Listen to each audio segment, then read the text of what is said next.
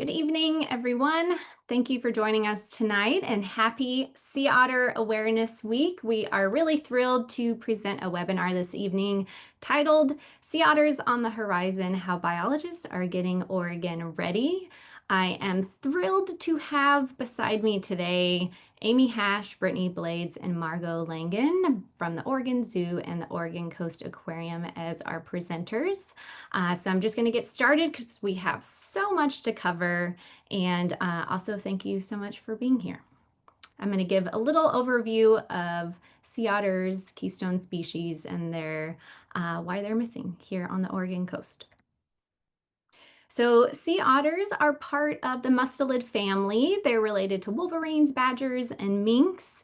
We have three subspecies. The northern sea otter, which is located in Washington with about 3,000 population, British Columbia with 8,000, Alaska with about 95,000.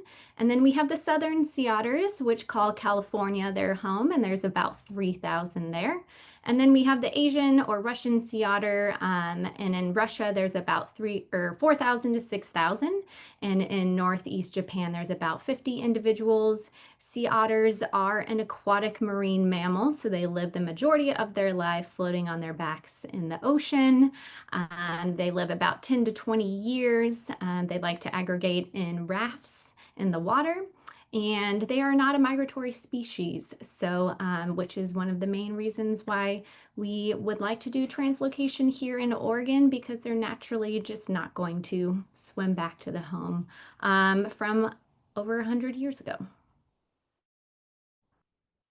So sea otters are what's known as a keystone species, especially in our kelp forest marine ecosystems.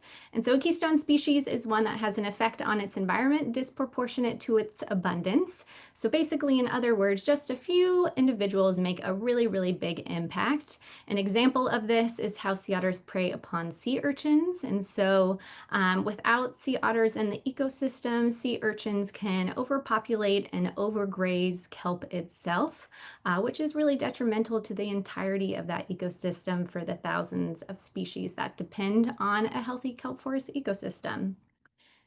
And basically, this is a great photo that I really like to show from Ralph Pace, who photographed this with the U.S. Fish and Wildlife Service permit, because sea otters are really hard to photograph underwater.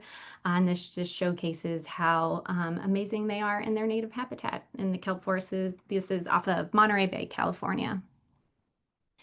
And we also know sea otters play a really important role as a keystone species in our estuaries, specifically in the Elkhorn Slough in Monterey Bay, thanks to Dr. Brent Hughes and his team at Sonoma State University.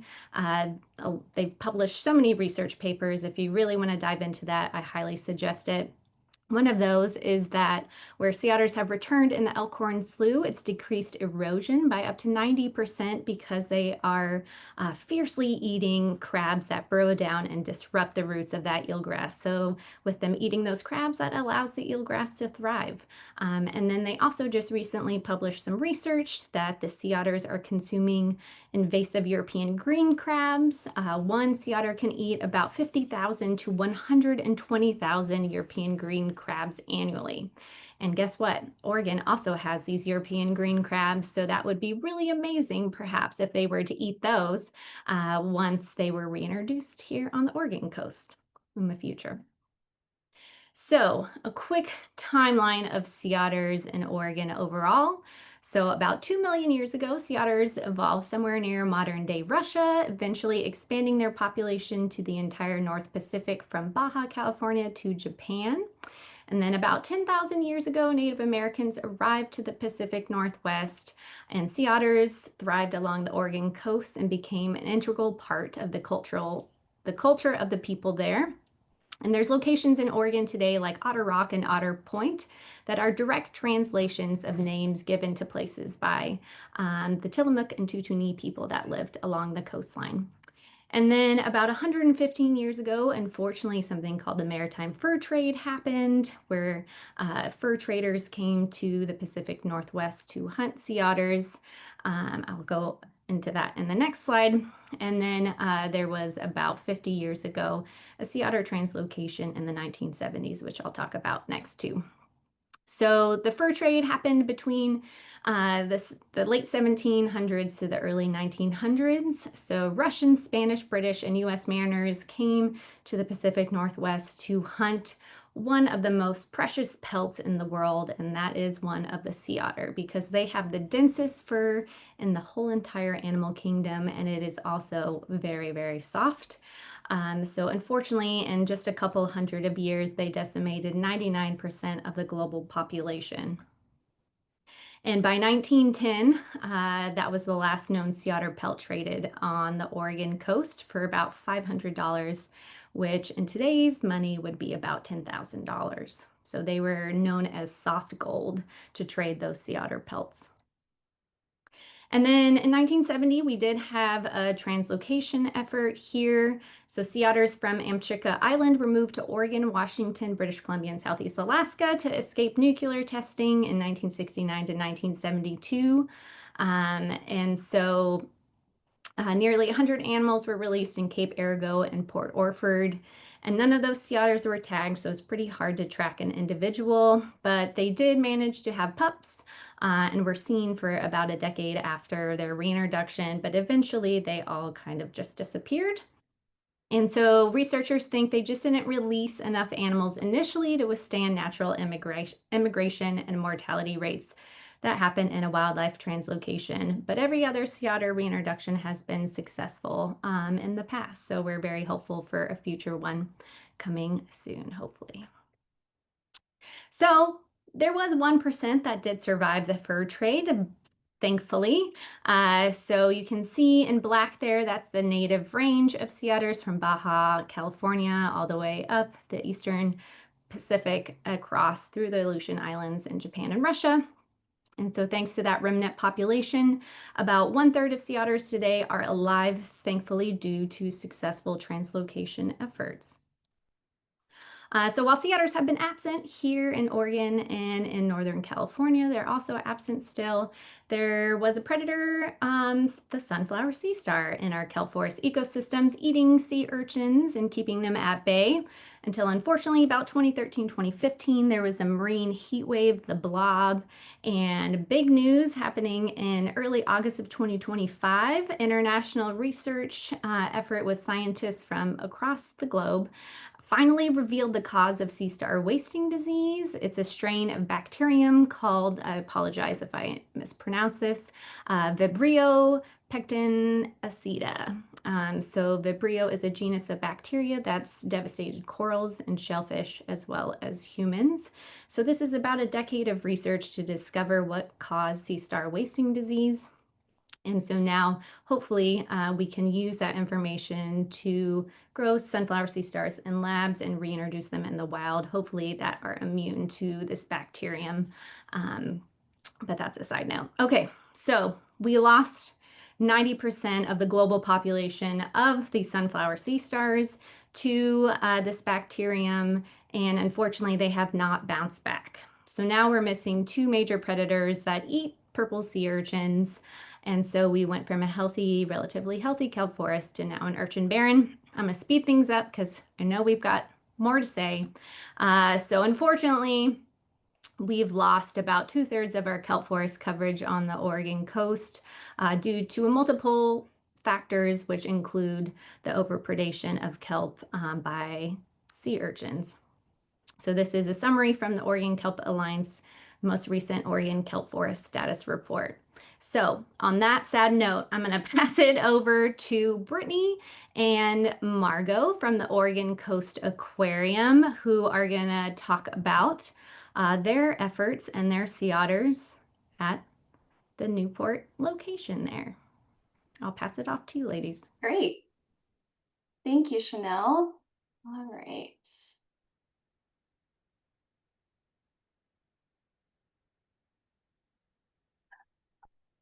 All right, can you see our screen? Yes, you're good to go. Perfect.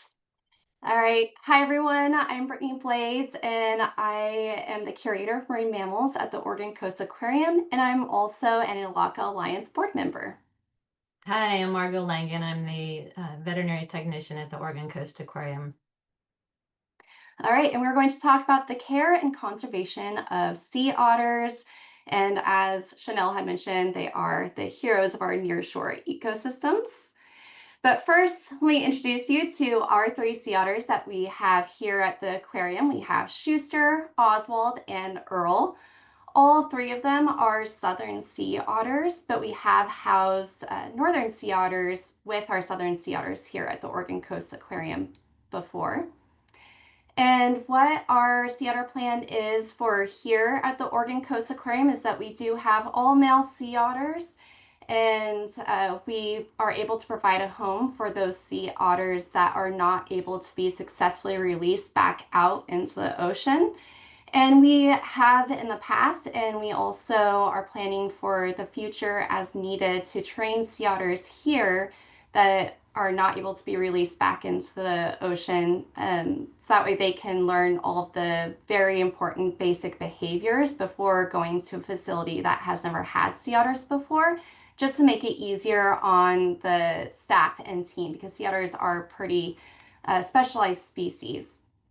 And then also we participate in a variety of research collaborations. And these are a list of the marine mammal permits that all zoos and aquariums fall under. And what I really want to note here is that NOAA does not manage sea otters, but U.S. Fish and Wildlife Service does manage sea otters. So that is something that is very unique to sea otters. And then when southern sea otter pups are stranded, they are rehabilitated by Monterey Bay Aquarium. And at Monterey Bay Aquarium, they have a surrogate mother program. So that's where they will pair up their sea otter pups that are being rehabilitated with a female sea otter who permanently lives at the aquarium. And she gets her maternal instincts to kick in, so that way she can raise that pup. It's really important for sea otter pups to learn how to be a sea otter from another sea otter rather than a human. So that's the reason why in this image you can see that right here you can see that there's this welding mask that they're wearing and a poncho, so that way it makes it look like it's not a human that is giving the sea otter food. So this is the most successful way, and really the only successful way, to be able to rehabilitate and release a sea otter pup. And then if they're deemed non-releasable by U.S. Fish and Wildlife, they will contact us to see if we have space here at the aquarium or at another zoo or aquarium to be able to take on that pup. And so here, I don't know if you can see the sea otter in this photo, but right here, this is Schuster when he was a pup. So this was where we used to house our sea otters during their 30-day quarantine. Whenever we get a new animal here at the aquarium, they have to go through 30 days of living by themselves to make sure that they do not have any diseases that then could be transferred to another animal that we have permanently living here at the aquarium. So this used to be our quarantine space, which is 30 feet in diameter. So when Schuster first got here, he was pretty nervous and he would just stay clear 30 feet away from me until I would toss food, and then he would maybe surface up to the top of the water to get food. And this is how I was able to learn that sea otters can hold their breath for 5 minutes. He has a very good breath hold. But his situation was pretty unique because he was actually paired up with another sea otter pup while he was at the Monterey Bay Aquarium's program. So he wasn't used to seeing a human who's used to seeing that kind of Darth Vader looking getup. So it took about a week before he was more comfortable with me and taking food from my hands to his paws. Which is pretty quick. It actually is. Yeah. It's actually very impressive. And now we have a different holding pool that is much more suitable for a young sea otter pup. And this is Earl. And this was where he had his 30-day quarantine. But how do we get our sea otters from California to Oregon?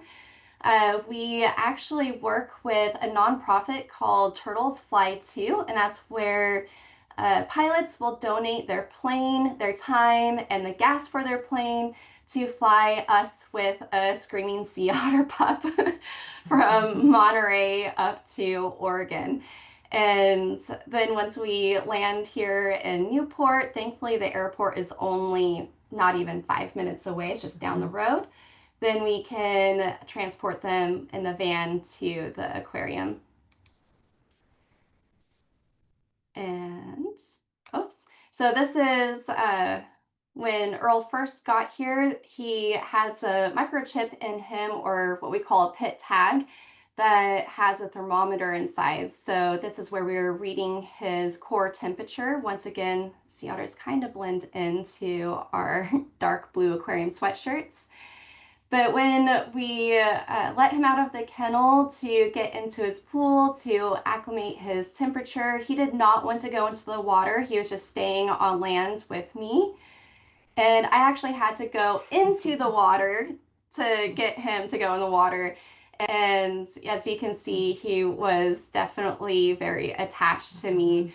And it was really helpful, though. You can see here, this is the shelf, the shallow end of the pool. And this area ended up proving to be really helpful for Earl being comfortable here. This is the spot that he would choose to groom himself and rest and spent a majority of his time. So it was a really nice transition from being in his smaller ICU pool that he was in at Monterey Bay Aquarium.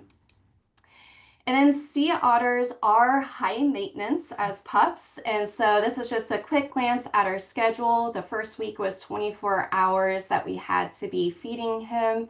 And then by the second week, when he was about 12 weeks old, we were able to slowly wean him down to not have the full 24-hour feeds. But good thing they're cute, right? So this is a photo of Earl being really adorable during a grooming session. So we also had to still groom him. That's something that sea otter moms will be doing for the sea otters for quite a while. And he still had a couple of areas that were just hard to get to groom, right behind his neck specifically. He couldn't quite reach them with his little tiny arms. So that's what we would help him with. But this also proved to help with his medical care as well. We were able to give him one of his vaccines while he was being groomed, and he didn't even notice it. Okay. We'll move on to Margot. Hi, everyone. I'm here to share my story about my experience at the Alaska Sea Life Center this summer. Here is a little bit about the Sea Life Center. They're located a couple hours south of Anchorage in this gorgeous Kenai Peninsula, and they respond to live and dead marine wildlife. They also are the only institution that are authorized to rehabilitate stranded marine mammals. They operate under the same permits that we do. They also play a critical role in responding to oil spills as well as live animal response especially during their busy summer months. So that's where I was able to come in and assist them. And they were so busy with having two sea otter pups as well as several harbor seal pups. And even though they had interns and all their staff and pulling staff from their different departments, they still requested help. Excuse me. So I felt very fortunate to be able to go there and work with the rehabilitation staff. As Brittany said earlier, it's a huge commitment, time, money, people, and it was really an amazing experience for future care here at the Oregon Coast Aquarium. So 24/7 care, and these otters are non-releasable otters, so they will eventually be going to another facility. Here's just a photo to show the stunning backdrop, and Gorgeous. yeah, and then here's the northern sea otter that was just in the bay. So it was also very fun to see wild sea otters, which we don't see here in Oregon. And I'm going to talk a little bit about the two sea otters that I help care for. This one here in the picture is the little male who was about 30 days old when I came in. and he was admitted at 19 days. And then the female who came in before him, her name is Una. He still has yet to be named, but she was about 4 months old when I got there, and came in at 70 days old, so a bit older. As far as their care and the commitment I already mentioned, your basic care includes things like checking temperatures, which you do, as Brittany mentioned earlier, with they have a microchip or a pit tag, so you just can scan them. Grooming, he wasn't grooming much at all yet, so it was grooming him on a regular couple hours or less, with the blow dryer and a comb, and getting weights on a regular basis, checking for his bodily functions to make sure those were normal. What was his activity level? How well was he taking in food? And then also something to pay attention to are milestones, which can be different for each pup. So again, are they feeding well? Keeping them on schedule with feeds, which change over time, of course. And then also behavior shaping, which is especially important later on for human and otter safety. So teaching him personal space. So, one thing you don't want to let them do is sniff your boots, try biting at your boots, biting towels, all which can turn into bad behaviors later on. So also discouraging that, and screaming. So if they're screaming or vocalizing to get attention, you try to go and check on them when they're not doing those things, so you don't encourage that kind of behavior. It was difficult teaching Earl his personal bubble. Mhm. Yes. And he was very much, attached to you. And I remember that. All right, some cute pictures of the little guy I was just talking about. So he would frequently fall asleep on what we called the grooming table. And you can see the tip of the blow dryer and the comb there. Also showing his paw, so you can see just how much fur they have, even in their little, between their digits. And what else? Let's see. I think that's it. Oh, so Chanel mentioned that they have this super thick fur, 1,000,000 furs per square inch, so they don't have blubber. So really important to groom them when they're not, until they get the hang of it, so that they can keep warm. And this one here is showing him with the bottles. So that was a every 3 hours, and throughout the night. When I was there, it's decreased by now because now he's eating food as well. So for the solid food feeding, which I was fortunate to be there when he started feeding on the second week. And you start feeding at about 4 to 5 weeks, when they're about 4 to 5 weeks old, and that's when they get their premolars, which are these teeth here, which are behind the big sharp pointy canines. He was very much into the clam. They're about pencil size pieces to start. And then later items that would come would be squid and capelin fish. And then also, we're playing mom, so we're teaching him how to eat the clam. So basically putting a little piece of clam on your glove, putting it on his paw, and then guiding the paw to his mouth. He was pretty much on it and had it down the second day. And I'm going to show you a little video. Hopefully. Oh, it's loading. Okay, here we go. All right, so here's a little video of me feeding him, which you will hopefully see in just a moment. Is that it? Oh, here we go. There we go. So on the paw, switching paws. Sometimes it wasn't fast enough, and you start to vocalize, "Come on, lady, get with the program." So teaching him how to eat. And then moving on to this one. All right, so this is just showing his homemade crib, and he's actually on an ice pack, a malleable ice pack, which is under that towel, and then he's got a fan blowing on him. So this is after grooming, asleep, put him in his crib, so he's in a safe place. And really important to keep them cool, just as you could imagine, they're out when they're out in the open ocean with mom on her belly or chest, pretty cold temps. So also important is enrichment. So we'd also put him in a tote for playtime when he wasn't swimming around in the water. All kinds of enrichment toys, so changing the shapes and the sizes 2 to 3 times a day. Also, because he was teething, giving him ice treats and toys with ice in them. Also important for the toys is they're learning textures and dexterity and how to hold things and carry them around. And yeah, so that's really important. And the next one, moving on. So that's it on this little guy for now. Moving on to Una, the older female pup.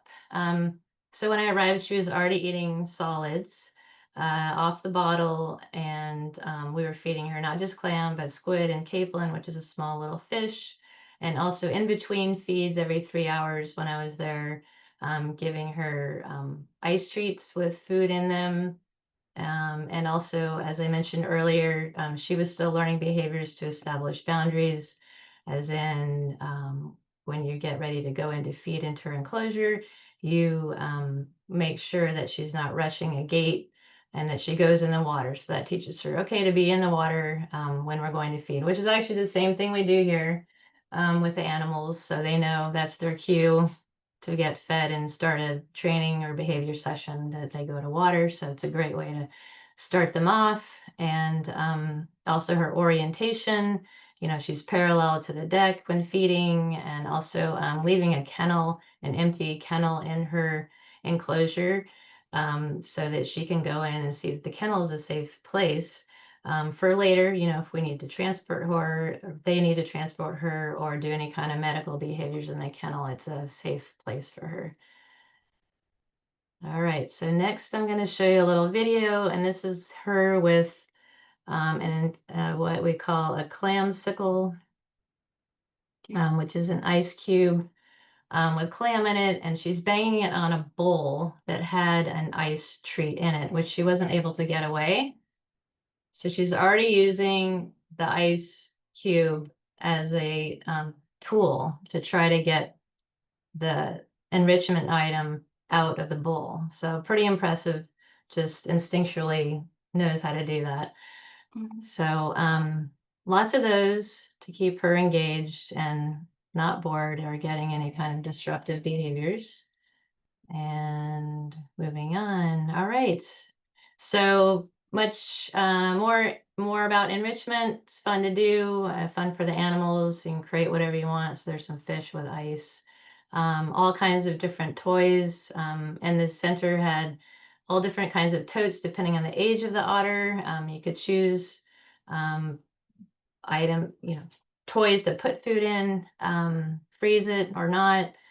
And this is also a neat one, which is basically you pull that fake kelp strips out with all the food inside, leave the case behind, and that'll give them something to do for a while. All right, and then finally one more picture of another northern sea otter in Resurrection Bay. All right, and I also just want to give a really big shout out to Alaska Sea Life Center for having me there and teaching me everything they did, which is very valuable, and I really appreciate it, as all of us do at the Oregon Coast Aquarium. So thank you. All right. Yeah. On to Brittany. And then talking about sea otters that have been seen out in the ocean here in Oregon. There was a sea otter that was hanging out at the Yaquina Head Outstanding Natural Areas. That's the Yaquina Head Lighthouse just on the north side of Newport. And this was a really exciting moment for, I think, all of us Oregonians who knew about it and know about sea otters and the importance that they have on our ecosystem and the history about them here, not being here. And so when we first heard that there was this sea otter that was hanging out pretty much in our backyard, in our ocean, I sent all the mammalogists out to watch the sea otter to get eyes on him while I took care of the 1 o'clock sea otter presentation. And then I met up with everybody, and it was just such an amazing thing to see a sea otter here on the Oregon coast. Unfortunately, though, we did get a call about a month after he'd been hanging out that we were assuming this is the same sea otter. But there was a shark-bitten sea otter at Yaquina Head Lighthouse, and we were able to get him into a kennel pretty quickly off the beach. And we tossed some clam into the kennel to see if he would eat that, assuming that he was hungry. He refused to eat the clam, but he did eat the ice, which I thought was really shocking. We give ice to our sea otters for enrichment, but he ended up eating the ice naturally, like it was just naturally reinforcing. So that was just a really cool little moment.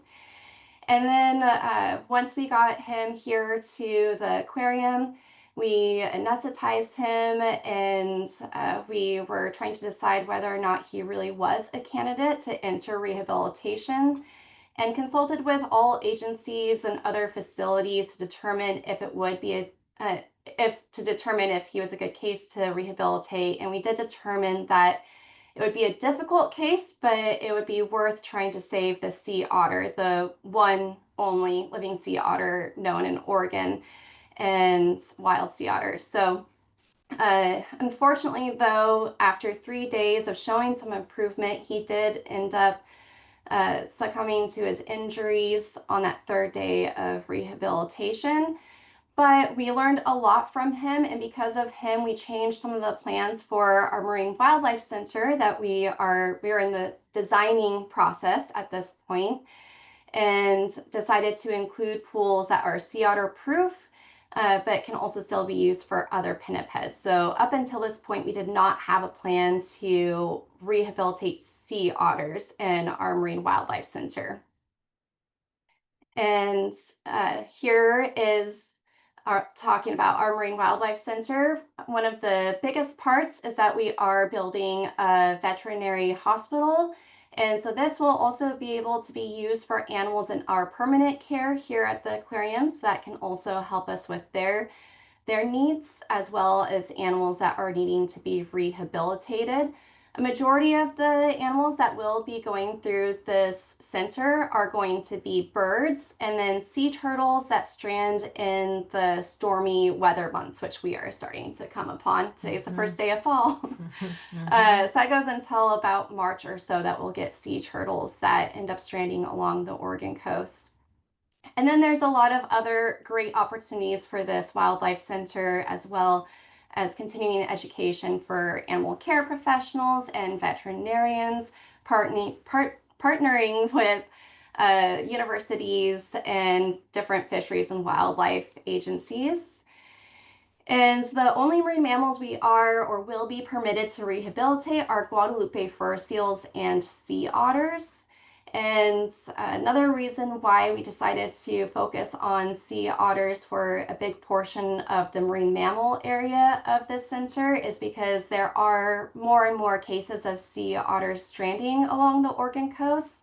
Not necessarily alive, but there's still numbers are still showing up. So last year there were 6 stranded sea otters along the coast, including 1 young pup. And there are also 2 live sea otters seen at Cannon Beach in June last year, and Chanel got some amazing photos of them that I think you'll see in her presentation at the end. And then, of course, this facility is also taking into consideration if sea otters are reintroduced back to Oregon, we want to be prepared and ready and have a facility that can help with that whole process with whatever needs that might be.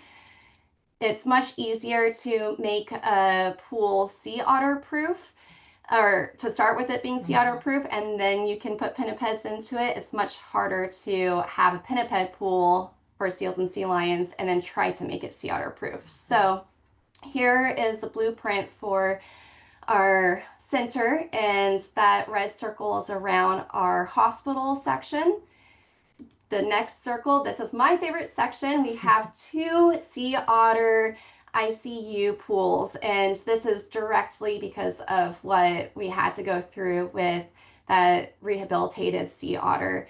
And then also if sea otter pups come into our care, even for being here as a permanent home, we can also use that too. And then the next section is what can be used as surrogacy pools for sea otters. So really just looking to see what we might need for the future, really preparing for whatever could be a possibility. And so these are the same pools that Aquarium of Pacific are using for their surrogacy program with sea otters that are getting rehabilitated and released. But we can also use these pools for Guadalupe fur seals. And then this circle is more of the pinniped area, but once again, we can use these for sea otters as well. And this green circle is the sea turtle area, and this yellow circle is the bird area. And this is our progress that we have. We're making tons of progress. We're on schedule. This is amazing. If any of you know about construction projects, it's really, really exciting to see. These are photos just from this morning. And then other things we're doing to just prepare ourselves, we're doing being involved in a lot of different research and conservation projects. So this is a photo of the Elkhorn Slough in California, where we have been able to help partners retrieve and release sea otters for health assessments. And this just gives us more hands-on experience with proper wild sea otter handling. And then we're also doing an oyster gear study where we're giving our sea otters oyster gear with shelled clams inside to simulate oysters at an oyster farm. And this is enrichment for the sea otters, and also can provide some data on how sea otters may or may not impact the mariculture oyster farms. And this is Oswald here, who was not successful with getting the clams out of the oyster gear. But Earl was. Earl was successful with one of them, yeah. He's very clever. Yes. And then we are also being trained by Seattle Aquarium to collect foraging data on sea otters. And so this is something that's really important, where we can, by collecting the foraging data of how long it takes for them to dive and forage for food, and then the prey items that they're eating, how long does it take for them to eat, that all this gets put into this crazy model, and it can predict what the population is doing, how much energy the otters are having to spend in order to get their food. And so this is also something that can help us be prepared for sea otters if they just come down from the Washington coast, like that sea otter that was hanging out here in Newport, or the 2 sea otters at Cannon Beach. If we see sea otters, we want to know about it so that we can collect that really important information about what sea otters are choosing to eat here in Oregon. That's really, really important information for going forward with the idea to reintroduce sea otters to Oregon. And this is a photo that I took through the scope of a sea otter eating a very high value prey item, octopus. And I'm very lucky I've been able to see this twice now. And one of our other mammalogists has seen a sea otter eating a bird before as well. So they do have a variety of prey that they'll go after. And then here's just a fun little game. Do you see the sea otters here? Probably not. If you zoom in closer, do you see them now? Maybe. If you zoom in a little closer, those are all sea otters there. And if you look right here, you can see there's actually a few sea otters that are on land sleeping, which is pretty cool. You don't always get to see sea otters on land, so that was a cool opportunity. And this just shows sea otter population over time, depending on the space that they were reintroduced. So this line here, this is with 403 sea otters that were translocated in Southeast Alaska, and the space that the sea otters have, the suitable habitat is much greater in Southeast Alaska than it is in Washington, British Columbia, or California or Oregon. And so this yellow line starts from the early 70s when the sea otters were translocated to British Columbia and Washington. And this yellow line is British Columbia. You can see that did not grow as much as Southeast Alaska, and then even less so, you have Washington coastline, where the population for the sea otters on the Washington coast right now is just under 3,000 animals, and that is also something that us mammalogists here at the Oregon Coast Aquarium go up once a year to help out U.S. Fish and Wildlife and Washington Fish and Wildlife and Seattle Aquarium to count sea otters up there. And then this is just an example of if you do see a sea otter in Oregon, to let us know. This was a photo that was sent to us by a guest who heard one of our narrations during our sea otter talk, that we wanted to know if there's sea otters seen on the Oregon coast. And this was in Reedsport, and this is in a creek. And the gentleman who had sent us this photo, he said that he'd been watching the sea otter for about 2 years that he was hanging out around here. So this is really cool to hear about that. So if you see an animal that looks like a sea otter, please take a photo or video, share it with us here at the Oregon Coast Aquarium or Elakha Alliance or Oregon Zoo. It's really important information, and if I hear that there's a sea otter somewhere, you better believe that I am getting into my car and getting there as soon as possible to try to collect that foraging data and any behavioral data. And with that, I'm going to be passing it off to my friend Amy up at Oregon Zoo so she can share what she has going on.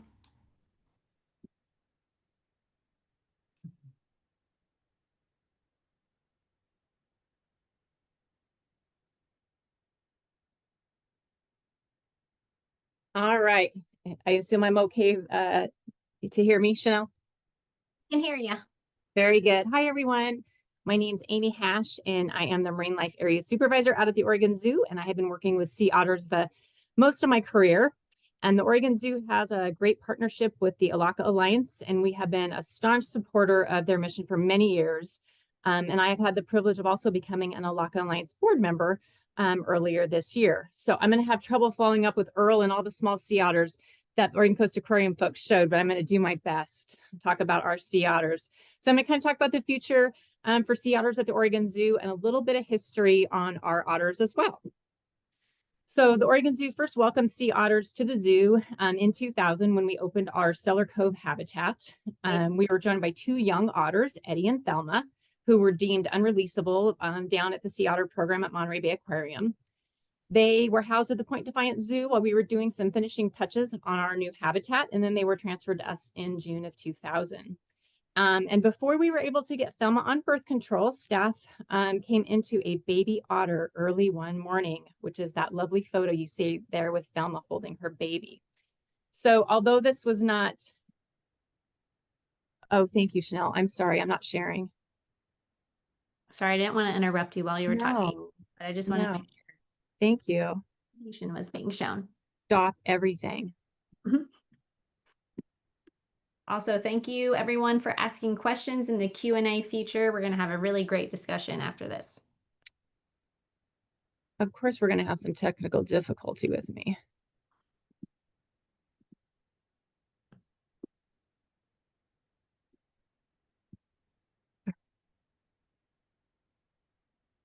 I'm sorry, y'all. You're good. There we go. There we go. Can you see me now? Yeah, just hit the present button and you're good to go.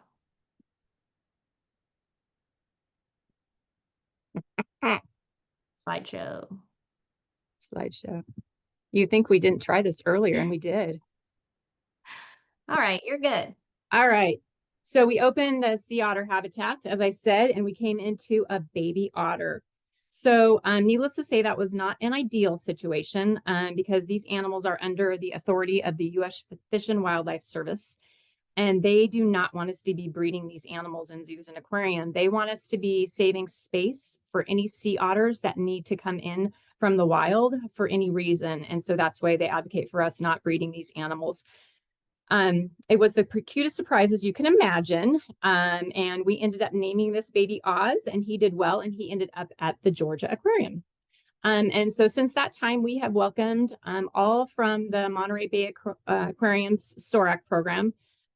We've welcomed Juno in 2014. We welcomed Lincoln, our male, in 2017, and we welcomed Sushi in 2018, all out of that program.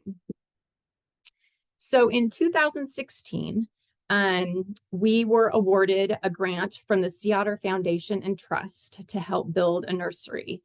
And that was one way we felt as though we could support the Monterey Bay Aquarium in helping any kind of need that they might have.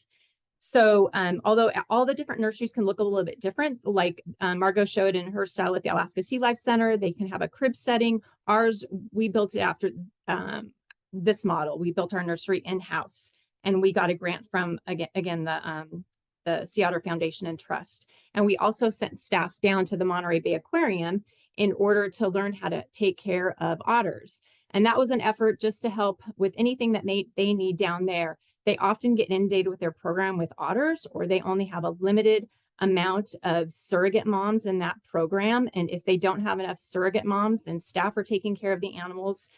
So it's a lot of work. So we want to be prepared in case we ever needed to help out with any of the otters. So in 2017, that program picked up a stranded pup in Morro Bay that they named 805. And they were at capacity at that time and did not have any surrogate moms to take care of this animal. And they were at capacity with their staffing. So this animal was about a week old, and they reached out to us to see if there was any way that we could be helpful. And so luckily we had our Sea Otter pup nursery up and running at the zoo. We'd sent staff down there to help learn how to care for these young pups. And we felt like we were ready to go. And when you see the little Sea Otter pup faces, how could you say no? So you just have to do what you can do. So we sent our staff down there to learn how to care for the pup, this specific pup. And then we flew him back up to live at the Oregon Zoo. And he arrived here at about 5 weeks of age. I'm gonna play a cute little video. And so this is the otter we named Lincoln. And this is one of our staff taking care of him. This is our dry area of our kennel. So the otters have a dry space, and then they also have a wet space where they can hop into the pool, and you can separate that out so you can kind of have control over what they do. So that's his small pool that he can get into. He can dive down, but he's in a safe space in a more shallow pool than one of our deeper pools. So there's car wash material on the bottom of that pool. We try to give them things to interact with. Those things are attached to rocks, so he can dive down and move things around. He gets a lot of attention from the staff, either playing and just engaging with him. Otters innately will start to groom right away. You can see he's doing some grooming behavior, and they do the best they can without having their mom, but they need help also with us assisting in their grooming. So that's what another keeper is doing right here, helping him groom, also keeping his mouth busy, because as he started to get older and they teeth, they sometimes just want to be a little grabby. Teaching him about eating different foods and new foods. You start out with taking like the carapace off your shrimp, and then you you slowly move into, they have the carapace on their shrimp. So it's just getting these otters to slowly start getting different food items. Super playful. So here he was just coming up to the camera and trying to be a little ornery and fun and exploring. But it was, we were the people that were trying to teach him how to be an otter. He doesn't have a mom to do that. So we're doing our best to keep, to have him be an otter. It was a super tough job. So then Lincoln, this is 805 is who we named Lincoln. And once we were feeling more confident in all of his milestones, it was time for him to enter the real world. And trying here.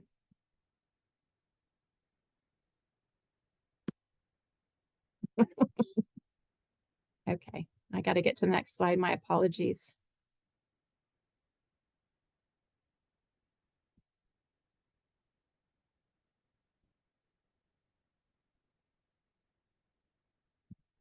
Okay, so Lincoln had to learn how to be an otter, and how he learned how to be an otter was by us helping him learn how to open shellfish.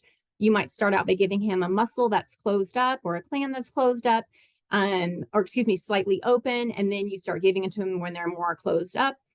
He's got to learn how to swim in the big pool, and he's also got to learn how to be with other otters. And usually with otters, they're pretty easy to introduce with one another, but you definitely want to make sure you're doing it in a safe manner.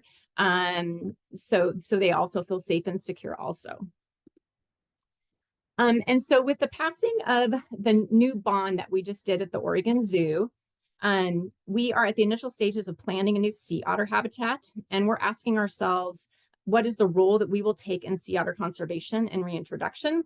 So our goal, just like the Oregon Coast Aquarium, is to be as flexible and for the future needs of sea otters in, let's say, 5 years or 10 years or even farther out. At one point, we only had Monterey Bay's Sea Otter Reintroduction Program and the surrogacy program, and now there are more surrogacy programs happening in California, which increases their success rate and gives them more opportunity to return to the wild. The experts in these programs, they know that these surrogate moms who do an enormous amount of work teaching these young otters so they can get back out to the wild, they know that they need and they deserve to retire in their early teens. So this might be something we might consider as our zoo is, could we be a place for a lot of the retirement homes for these surrogate moms? And they can live out here, and then they can start in with the younger moms down in the surrogacy program. So it'd be making room for those animals. Maybe we could be somebody who helps take care of some of these young animals who are stable pups out of the Monterey Bay Aquarium's program or other programs, like we did with Lincoln. And we're also thinking about how we can support Oregon Coast Aquarium with their Marine Wildlife Center. Do they need help with staffing? Can we be helpful to house animals? Just looking at anything that we can be helpful with.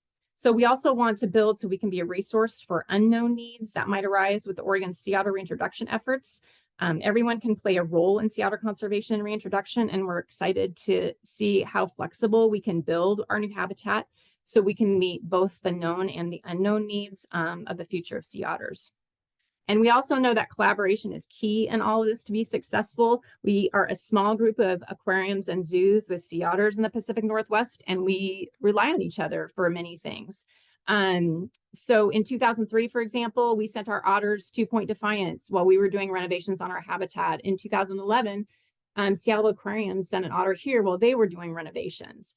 Not everybody can build safe, as Brittany was talking about. A pinniped exhibit is very different than a sea otter exhibit, and you kind of have to have a sea otter exhibit to house a sea otter. So, and there's not that many of us. In 2014, we partnered with the Oregon Coast Aquarium to have 2 sea otters sent up from Monterey Bay Aquarium. That was Juno and Oswald, flew up on the plane together. And then we sent keeper staff to train in 2016 at the Monterey Bay Aquarium. And we were also lucky enough to head up to the Alaska Sea Life Center this year, a number of staff, and help with their sea otters up there, what Margot touched on, and helped out that staff because they just get inundated with stranded animals up there. And then we learn a lot also about caring for sea otter pups. So it is a win-win for everybody. Another collaboration we're super proud of course, is last year we had the privilege of working with Mike Bennett Studios. I don't know if anybody's familiar with his work, but he has what I call like the quirky animals. As you can see, he's got some sea otters right there. And we reached out to him about trying to do something with a lab space at the Oregon Zoo. It kind of looked like that top right-hand photo, which is just yellow paint, and it just needed some love in that space. And he transformed this space into a kelp forest, which, as you can see, got approval from our sea otters peeking through a porthole in there. And we're also highlighting, Elakha Alliance is highlighting some of the work they're doing in this space. So the next time if you're at the zoo, swing on by the space between our kelp habitat and our harbor seal habitat, and you'll see this area that is just amazing what Mike Bennett did. So we have been so proud to partner with Elakha over the years and advocate for bringing sea otters back to the Oregon coast. And this space is just one more thing we're love talking about. So come check out the space. And with that, I will turn it back to Chanel. Super. Thanks, Amy. And I second going to the zoo and checking out that new cartoon kelp forest. It really is beautiful. Okay. I know we're probably going to go a little over time, so I apologize about that. But hopefully you stick around. If not, you can catch our recording on YouTube, where it will live forever and ever. Okay, I'm gonna follow up real quickly with some hopeful slides of the future. So if you're not familiar with the Elakha Alliance, we are a 501c3 nonprofit that officially became a nonprofit in 2020, but the idea behind the Elakha Alliance started very much earlier than that in 1999 with the late David Hatch, who's seen there in the sea otter pelt regalia. He was a member of the Siletz tribe and came across the word Elakha while he was trying to name a boat he was building with his son, and was like, why don't we have sea otters in Oregon? And I might add that Elakha is a native word for sea otter. So that led him down decades of questioning and talking to researchers and scientists about, and other tribal members, about why bringing sea otters back is really crucial to helping revitalize our marine ecosystems. And so we are a small but mighty staff of 4. I was the first ever employee hired about 4.5 years ago. But I like to say we're small but making really big waves for sea otter reintroduction. And we have an incredible board of directors, and you can read more about them on our website.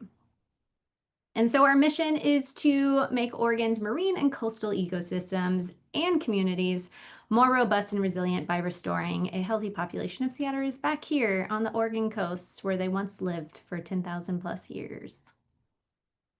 And so Indigenous importance, that's a really big part of our nonprofit.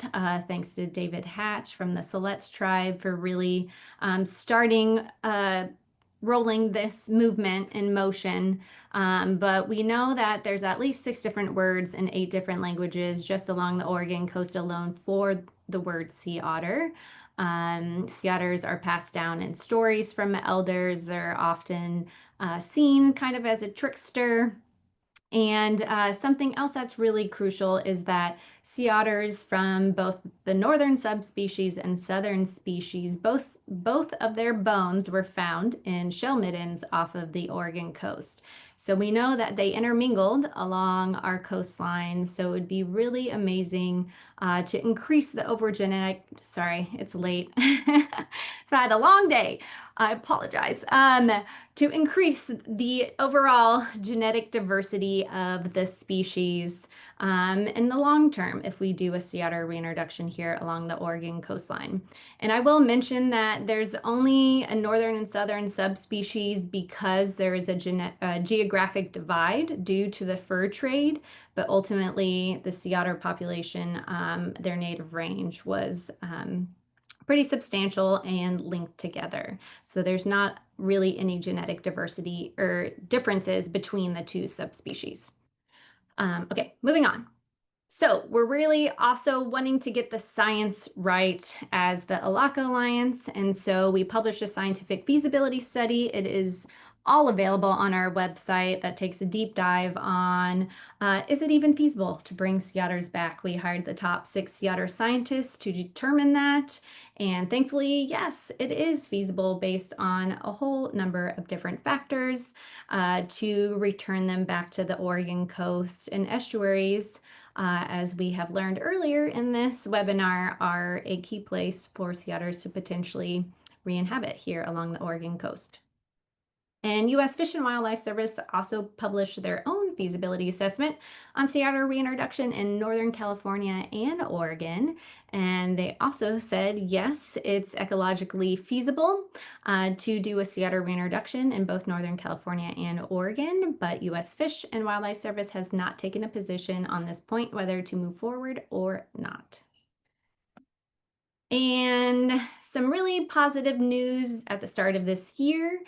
We worked with the Siletz tribe to apply to the America the Beautiful Grant Challenge, and they were rewarded with a $1.56 million grant for 3 years to write an actual reintroduction plan for sea otter restoration and with Northern California tribes and Oregon tribes and their partners, including the Elakha Alliance and Defenders of Wildlife. So this is amazing news to keep us moving forward in a positive direction over the next several years. Without the help of perhaps any federal funding, to have this grant is really fantastic. And so what are our next steps? Obviously, you being here today is incredible, and we are helping spread the word about why sea otters are absent on the Oregon coast and why they should return for ecologically, culturally, and economic benefits. So thank you for being here and listening to us today. And then political support, if you if you're an Oregon resident, we have a QR code that takes you directly to an action alert that we have set up, that if you just fill out your information, it will directly email the governor of Oregon and let her know that it's really important to you, that sea otter restoration is a key, important item for Oregon as a state. We're also doing lots of tribal engagement with various tribes and also filling in some information and research gaps that were found in our feasibility study. And so for the last several years, we're really focused on U.S. Fish and Wildlife Service to really lead this effort. And in this new administration, that is perhaps not going to happen over the next several years. So we're really switching gears with this grant and really focusing on a tribal state-led effort. But we'll continue to support and facilitate the U.S. Fish and Wildlife Service decision-making and leadership, but we're really excited to write a reintroduction plan over the next several years with the tribes.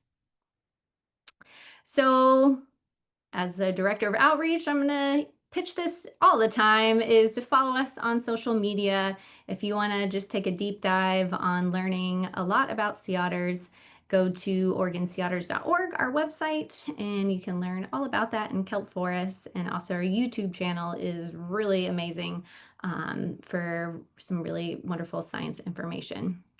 And obviously, thank you to our partners, and specifically tonight, the Oregon Zoo and the Oregon Coast Aquarium, for really being leaders and jumping on board to helping sea otter restoration efforts through your conservation research and education and outreach as well. And how you can help the Elakha Alliance. We have a monthly newsletter, super easy, keeps you in the touch, keeps you in the know for all our events and fun things happening. We can also come present to your classroom or your business, do a lunch and learn education event. We always love to do that. And then obviously we're a nonprofit, so I can't not ask you to donate if you're able. And once again, we're only 5 minutes over 7 o'clock, so I'll take that as a little win. But just want to say thank you to our presenters, Brittany, Amy, and Margot, for sharing all that information with us today. I couldn't get over the really cute tiny teeth photo, Margot, you showed earlier, but that's really fascinating and I think really interesting for people to know just how hard it is to raise a surrogate otter pup and how much planning and timing and consideration it takes to build a marine wildlife center or, a pup holding facility at the Oregon Zoo. So thank you all so much. And I will open it up to the large amount of questions we have here. So I can stop sharing my screen and invite everyone back on video. And thanks everyone who is still watching us. Perfect. Okay. All right. Thanks for several of you for answering some questions already in the chat. So let's see. Anna asked, how many wild sea otters are there off the Oregon coast, or are they all at the Newport Aquarium? On the Oregon coast, it's only at the Newport at the Oregon Coast Aquarium, but there's also sea otters at Oregon Zoo. Mhm. Yes, so sadly, there are 0 wild sea otters here along the Oregon coast. The closest population to us is the Washington population, but there are 3 beautiful sea otters at the Oregon Coast Aquarium and 3 amazing sea otters at the Oregon Zoo that you can see all the time.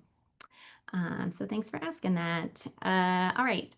Hannah asked for possible reintroduction in Oregon. Would you propose reintroducing southern or northern sea otters? And what are the advantages, disadvantages of each one using the ecology of Oregon?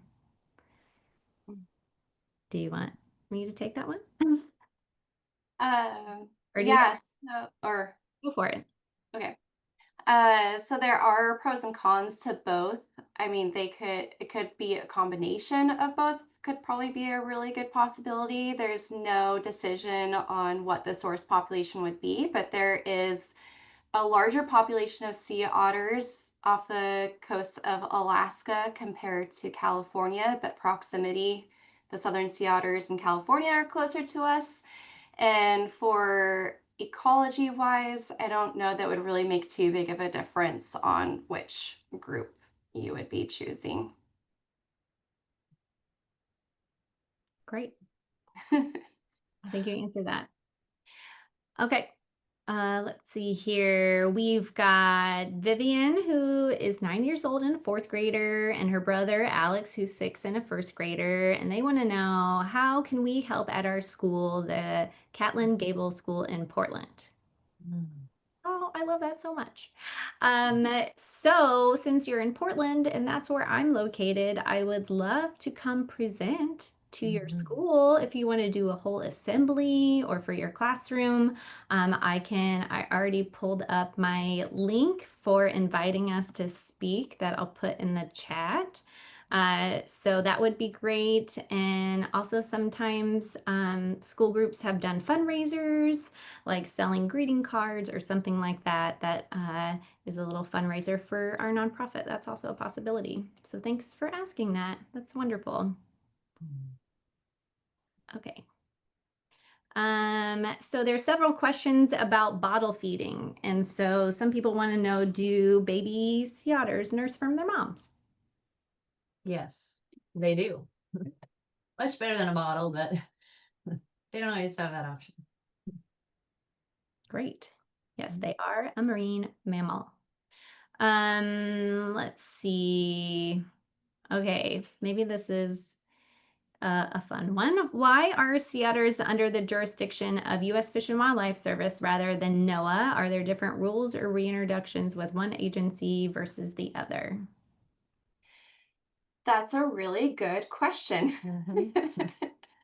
I don't know exactly how they ended up in those different jurisdictions, but yes, I'm sure there is a little bit of a difference for the rules of reintroduction processes versus NOAA and U.S. Fish and Wildlife, but I don't really have a good answer for why. It's just, Yeah, I did a little research on that question before we answered it. oh, The Marine Mammal Protection Act of 1972 split jurisdiction for U.S. Fish and Wildlife Service to manage walrus, polar bears, manatees, and sea otters, and for NOAA and the National Marine Fishery Service to manage whales, dolphins, porpoises, seals, and sea lions. So the division was mostly historical and political, based on which agency already had management authority or expertise at the time. That's probably the best way we can answer that. yeah. Okay, I know there's some questions in the actual chat box, so let me scroll to the beginning for that. Let's see. Can the public help with any rehab of sea otter pups? Wait, what was the question? Can the public help with? Help, maybe hold a little sea otter pup to help rehabilitate it? Uh, Yeah, I know from our perspective, probably not, but that is a great idea because I think that's something that we could do. We could share on video and things like that for us if that ever happened and we had a youngster. like maybe we could work to have it more of a shareable experience so people could be able to see more close up what's going on. So you could maybe have like a video monitor on it, and watching all the day-to-day stuff that goes on. So I think that's a great idea, but I don't know about being hands-on. Yeah. Yeah. Okay. How do you train young surrogate moms? If so, how do you do that? Uh, I was just going to say real quick, Oswald, one of our sea otters, he actually was paired up with, that's why he was deemed non-releasable, is because there wasn't a surrogate mother available for him who was trained up. But they did pair him with a sea otter named Gidget, who then was successful with being a surrogate mom to future sea otter pups. But it just requires that first pup that's paired up with them usually needs to have that human interaction. So that first pup isn't able to be successfully released. Yeah, and I will say at our facility, we had Juno, our young female sea otter, and when Lincoln came to our place, our plan was to introduce them when we felt like Lincoln would be just fine and there would be no issues. And when Juno finally got introduced to Lincoln, she took on a complete motherly role with him. And so I feel like it was just instinctual for her to just kind of take him and do all the things for him and groom him and drag him around and carry him around and feed him, offer him food. And she also did the same thing with Sushi when Sushi came about a year later. So it's very instinctual, I think, for some of these otters to just naturally kind of take on this role with these young pups. It's pretty amazing to see. I love that. Okay, I think there was a question about sea otters and if they get hit by boats a lot in the wild. And thanks, Andy Johnson from Defenders of Wildlife answered this for us. Approximately 35 sea otters showed signs of blunt trauma consistent with strikes over about 2 decades in the Monterey Bay area. So not an enormous number to the larger population, but unnecessary mortality and horrible in all the ways. And many groups tried to inform the public to go slow in sea otter areas, and we've seen fewer strikes in the recent years. So that's good to know. Thanks, Andy. Okay, let's see. A lot of fishermen don't like sea otters, but there are some who do. What work is being done to involve local communities in the reintroduction process, and are there specific places in mind to reintroduce them? So yes, we are definitely working really closely with the Dungeness Crab Commission and the West Coast Pacific Seafood group, and also working in the local communities themselves. So Kyle Motley is our coastal community coordinator for the Elakha Alliance, and he is doing a lot of the one-on-one outreach with fishermen, and also doing a shell fisheries impact study and facilitating a lot of those conversations. So yes, we are in a lot of conversations to help mitigate any issues that may arise with the reintroduction. And are there specific places to reintroduce them? So based on our 2022 feasibility study, we have some suggested locations just based on all the suitable habitat and prey availability and all the things outlined in our feasibility study. We can give that to U.S. Fish and Wildlife Service, but it's ultimately their decision where a sea otter reintroduction will take place. So we can give them our best estimates. And there is a new sea otter modeling process for Northern California and Oregon, where you can input a number of sea otters in a specific location along the coastline and the statistical likelihood success over time. And so that is, I'm not sure when that's available for the public to review, but that's also a really great resource to kind of pinpoint certain locations that would probably be great for reintroduction. But ultimately, we can put sea otters somewhere and they may just swim somewhere we totally didn't even think of that they would like. They are wild animals and have a mind of their own, so we can put them somewhere, but they may move elsewhere. So it's kind of like rolling the dice, but we can do as much research and background as possible to hopefully pick the sweet spot that they love.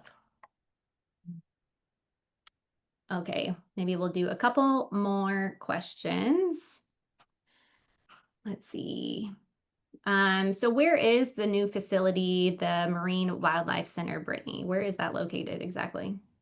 It is just located south of the aquarium, so it's right next to the aquarium. You can see it if you're driving to the aquarium, you can't miss the huge construction project right up front. Okay, super. Sorry, I'm reading all the questions. What is the timeline of reintroduction? So we can estimate maybe 5 to 7 more years. It's in our lifetime, so that's great.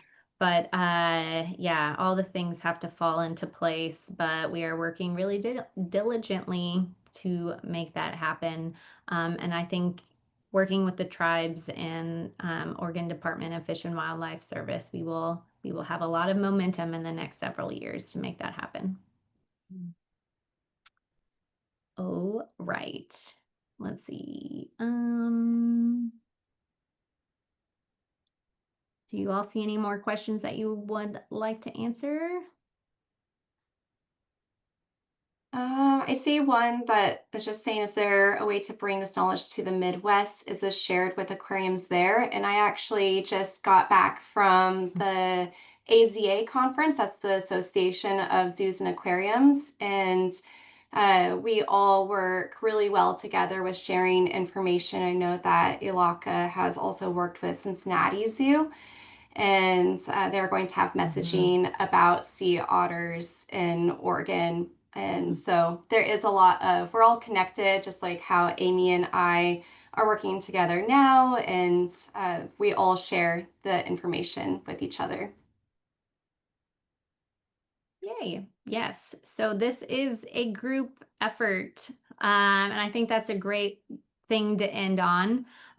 We're all working collaboratively for really the ultimate goal is to have healthier marine ecosystems because that benefits us all. And one key long-term successful not ingredient, but a piece of that puzzle is a sea otter, returning sea otters back to their native range to help benefit the marine and coastal ecosystems and the local communities, especially our tribes here in Oregon, to bring back a family member. So on that note, thank you all for being here. I apologize for going a little over time, but thank you to those who have stuck with us. And thanks for all of your very kind comments. And if you have more questions for us that we didn't get to answer, please feel free to email me. You should have my email in your inboxes. That's how you got here today. Or you can email info@elakhaalliance.org. I can also get that there.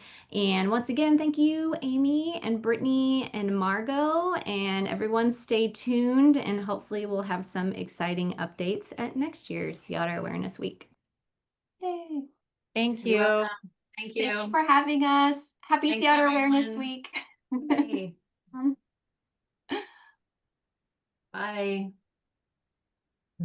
Bye. I'm going to stop this.